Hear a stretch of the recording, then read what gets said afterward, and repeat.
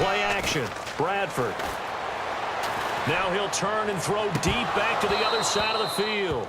And that one is incomplete. He just dropped it. But they're up big on the scoreboard, so maybe he can chuckle about later. On every offensive coordinator, every play caller sheet, they have about 5 or 6 plays per game that they call shot plays or big plays. And you don't get many opportunities to dial them up. And they just did. And they drop it with a great chance to make a big play. That's going to hurt. Play fake to Sproles. Bradford. And he connects with Ertz. And he's taken down, but not before he gets this into enemy territory across the 40. And now with that completion, he's north of 200 yards here in the first half. And he's going to break our statistician, Marvin, isn't he? Because Marvin right now is just tallying it up. Hope his hand doesn't hurt too much doing this or keeps hitting the calculator. But my goodness, what a start he is off to. By the end of this game, he could have monster numbers. He just wants to continue to be accurate. Now a play fake here on first down. And incomplete there, almost picked off. That's one you maybe expect your roaming free safety to come up with. But it's second down. Unable to connect on the first down pass play. Now it's second down. A play fake. Bradford under a heavy rush, and down he goes. Rob Ninkovich coming hard on the blitz. He dumps him for a loss of 8. And I know it seems like we say this a lot in broadcast booths, but a quarterback can hold on to the football too long in these situations. I think he did right there. Oh, I agree with you totally. Sometimes you have to understand situations. Get rid of the football, save some yardage to make it less to gain for the next down. Instead, he was so hipped on ball security, he held on to it and took a big sack. Putting pressure on the guy throwing the football is always good, but when you can couple that with contact on him that leads to an incompletion, as we just saw there, that's winning football. Boy, a call like this, certainly tougher to make in a Super Bowl, but they'll go for it on fourth down. Bradford. And this time he's got the hook up. It's complete. The Eagles unable to convert there on fourth. And the Patriots defense is going to take over on down. So they'll trudge off the field with a bitter taste in their mouths after that failed fourth down conversion. Yeah, there'll be a lot of analysis there on the sidelines. Was it the right call? Was it against the right defense? Should they have even gone for it at all? Will that change what they do going forward in this game? A lot of questions to be answered by them. The defense doesn't really care. They're like, bring it on again. We'll stop you the next time, too. I'm getting the sense that Fletcher Cox is making offensive linemen want to take the week off when they have to play against him. It's a regular routine for him, isn't it? It really is. That play there, that's him all day long. Good luck trying to block him and keep him from disrupting your offense.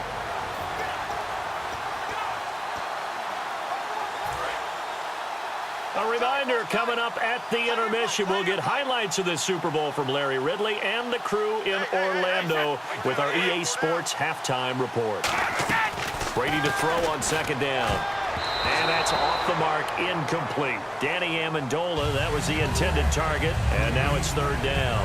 It's always tough for the guys throwing the football when they think they've got a completion and the ball's almost there, and then someone sneaks a hand or two in and bats it away.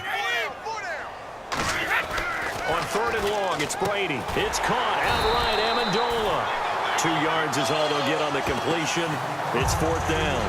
Partner, I think that completion takes the definition of dink and dunk to a different level, doesn't it? It does, and the defense was right there, kind of played into their hands.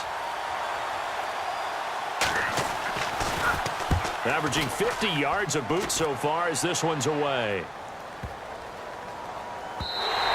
And that'll hit at the 5 and go into the end zone for a touchback. And now the Eagles offense back out onto the field. And this offense last time turned it over, went for it on fourth, didn't get it. They're lucky, though, because no points against the team on the board, but we'll see how they respond. Yeah, they've got to get a lot of credit to their defensive teammates, don't they? They had their backs on that last series, and because they did so, that allows the coach to still stay aggressive on offense and maybe go for it again in a similar situation. I was going to say, maybe makes that offense feel good, but when you know you've got a defense making stands like that.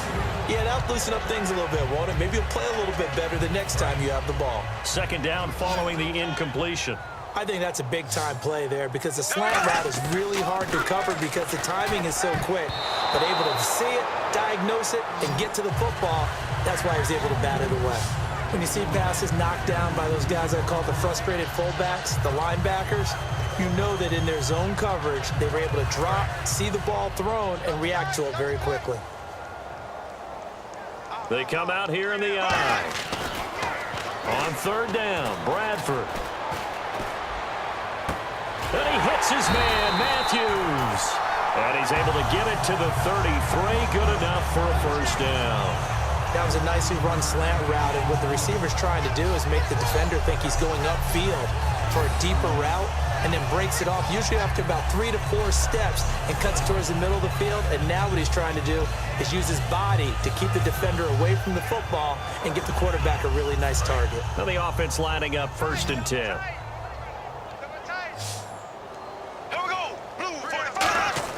Bradford now to throw on first down. It's caught by Randall. And out of bounds on the other side of midfield at the 45. Everything about that play was beautiful. A great corner route where the receiver worked the defensive back inside and then broke back to the outside to the corner. But how about the throw by the quarterback? Anticipation on the break from inside to outside. He threw the football. As the receiver turned around, the ball greeted him.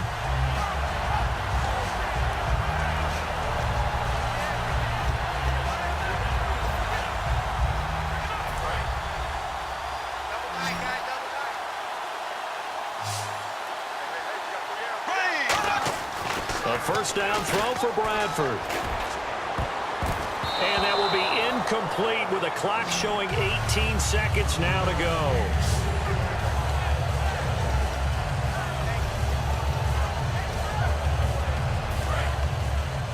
Single receiver. Hey, you're on an island over there. Single receiver. A second down throw for Bradford. He's going to rifle one deep left side. And it's knocked away and incomplete. I like the boldness, and I like that they took a shot downfield, but it was well covered, and he was able to get a hand in and knock it away.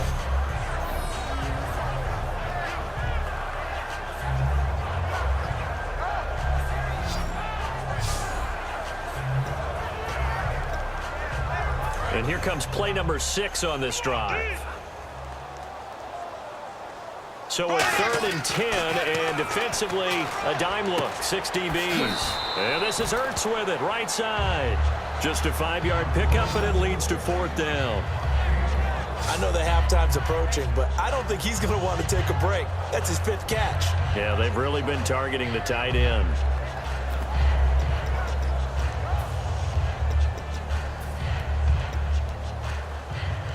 And no move to get the offense off the field. They're going on 4th and 5. 4th down, Bradford. And that will be it.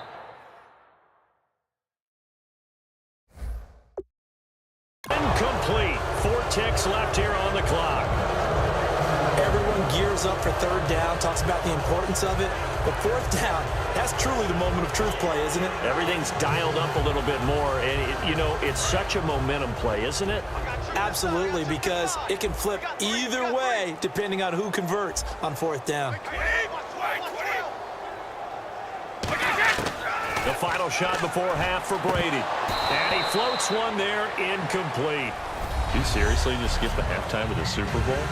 Who does that? It's a Super Bowl. Watch the halftime show.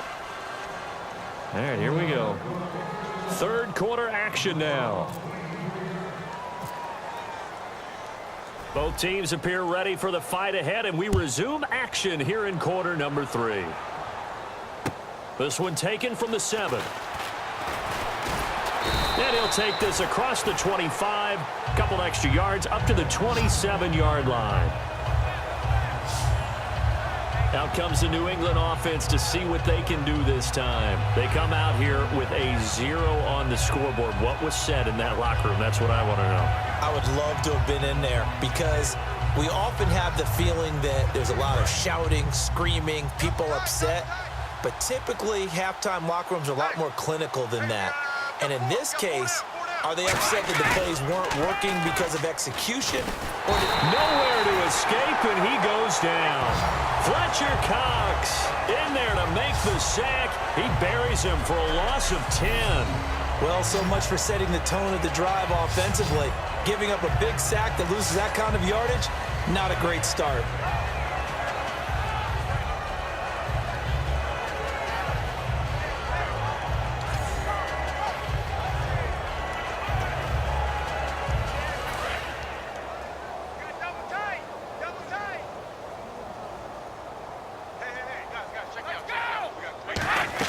Brady to throw on second down. It's caught outright, Amendola.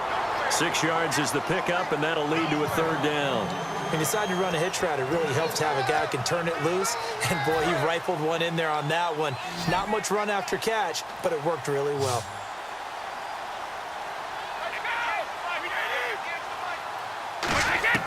On third and long, it's Brady. And a first hookup with his all-pro tight end, Rob Gronkowski. It'll be a pickup of 12 yards. And that's going to bring up a fourth down. Well, there it is. Brady connected with Gronk, but at this stage of the game, this is kind of late for them. I'm used to this happening right out of the gate. Yeah, we were thinking we would see this per usual. First quarter, definitely second quarter, but not the case. And their offense not moving the ball like they normally do. They're losing the game. Those two need to get together and fast. And that one hits at the 7, but bounds into the end zone, and that'll be a touchback.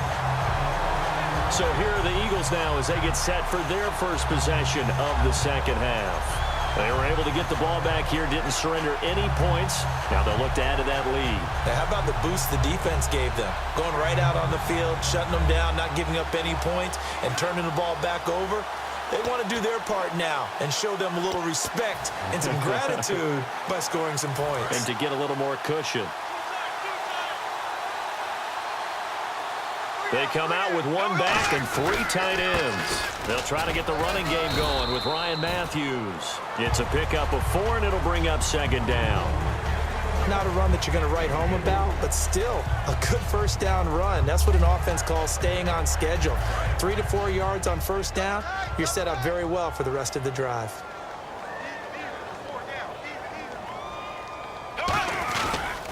Going to give this time to the tailback. And they'll take him down at the 31-yard line. 8 yards on the pickup there, and it moves the sticks. I know throughout his pro career, Ryan Matthews has been injury-riddled. But the best part of his game to me is his ability to break tackles and run with power and physicality. And a prime example of that right there on that play. Now a handoff here to his running back. And able to get this one across the 45 before he's brought down. And a nice carry there of 15 yards. We just saw what a lot of teams call a heavy set. 3 tight ends in the game. That signifies they want to run the football.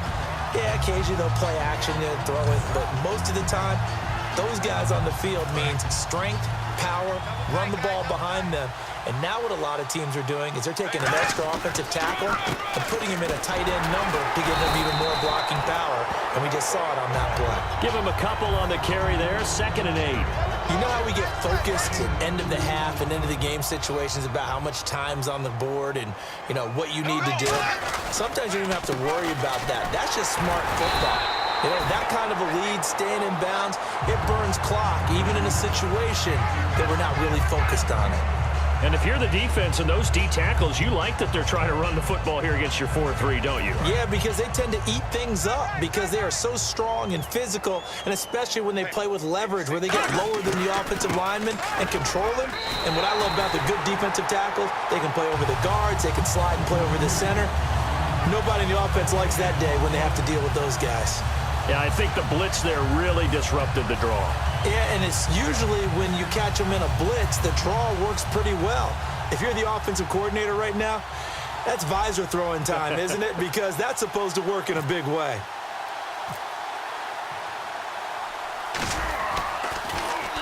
He'll get off a fairly short kick here as this is toward the sideline. And now out come the Patriots. And still no points on the scoreboard. You're coming off of the 3 and out.